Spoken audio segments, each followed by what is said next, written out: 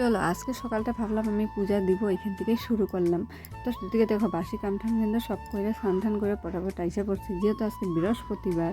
আর বৃহস্পতিবারের সকাল তো মানে তাড়াহুড়া লাগে, আর একটু আজকে লেট হয়ে গেছে ঘুম থেকে উঠতে। তো যাই হোক দেখো এদিকে কিন্তু আমি পূজাটা মানে জায়গাটা সুন্দর করে আমি রেডি করে নিছি। আর ঘরটাও দেখো আমার রেডি করা কমপ্লিট হয়ে গেছে। চলো এখন তাহলে আমি ঘরটা বসানো যাক। আর এদিকে ঠাকুরের চরণে চরণে তো ফুল দেওয়া কমপ্লিট হয়ে গেছে।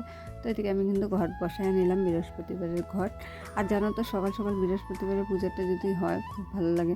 আর দেখো ছেলে কিন্তু ক্যামেরার আগে দাঁড়ায় আছে, যেহেতু মানে আমার প্রসাদ লাগে, আমি তো পূজা দিতে আইছি না। দেখো আমার কিন্তু পূজা কমপ্লিট হয়ে গেল, আর আমি সুন্দর করে প্রণাম করে নিলাম।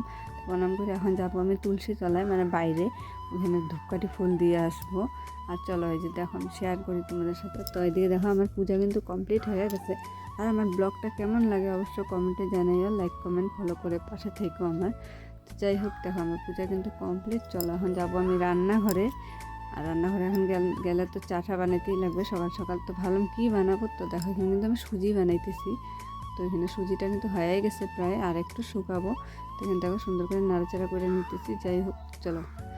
আর দেখো আমি কিন্তু এখন মানে আমার সব কাম ঘরের কাম শেষ করে কিন্তু আমি রান্না বান্না বসাইয়া দিছি। তো তোমাদের সাথে শেয়ার করতেছি যে দেখো এখানে আছে একটা নিরামিষ সবজি বসাইয়া দিছি। তো ভাবলাম এদিকে তরকারিটা হইতে থাক, আর আমি এদিকে আর যেটা রাঁধবো ভাবলাম এটাও সবজিটা কেটে নিতে। এখানে আলু বেগুন দিয়ে গুঁড়া মাছের চচ্চড়ি করবো, যেটা মানে কালকে মাছ আনা হয়েছিল। কতগুলো মাছ তো খাওয়া হয় না একদিনে।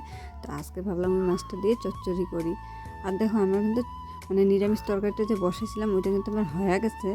তো যাই হোক দেখো এখন কিন্তু চচ্চড়িটা মানে বসাবো। তো যাই এখন সবজিটা ধুয়ে টুয়ে আনি, আনার পরে এখন বসাইয়া দিই। আর নিরামিষ তরকারিতে মানে গরম গরমই ভালো লাগে, কিন্তু গরম গরম ভাতের সাথে না। তো যাই হোক দেখো আমি কিন্তু এখানে সবজিটা ধুয়ে আনছি, যেটা চচ্চড়ি বানাবো আলু বেগুন দিয়ে মাছের। আর কিন্তু এটা কিন্তু খুবই ভালো লাগে মাছের চচ্চড়ি খেতে আলু বেগুন দিয়ে। তো দেখো আমি কিন্তু পেঁয়াজ দিয়ে দিছি, তেলের মধ্যে একটু কালো জিরা দিয়ে দিছি। আর এখানে চচ্চড়িটার জন্য সবজিটা তো দিয়ে দিলাম। আর একটু হলুদ লবণ দিয়ে নাড়াচাড়া করে নিছি, মানে আর কিছু দিই নেই।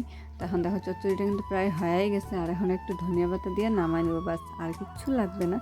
চলো কী কী রান্না হইলো শেয়ার করি।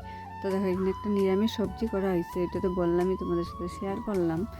আর এখানে কিন্তু একটা স্পেশাল জিনিস করছি, তো এটা কিন্তু খুবই ভালো পাই। তো এটা মাছ বাটা। তো ওই মাছের থেকে একটু মাছ রেখে দিয়েছিলাম, তো এটা বাটা করছিলাম রসুন দিয়ে।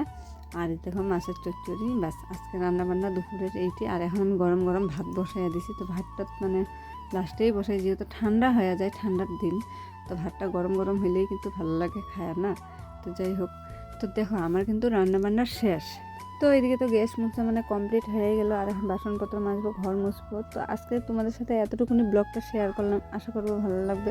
তো লাইক কমেন্ট ফলো করে পাশে দেখো, নেক্সট একটা ব্লগে দেখাবে। Bye bye.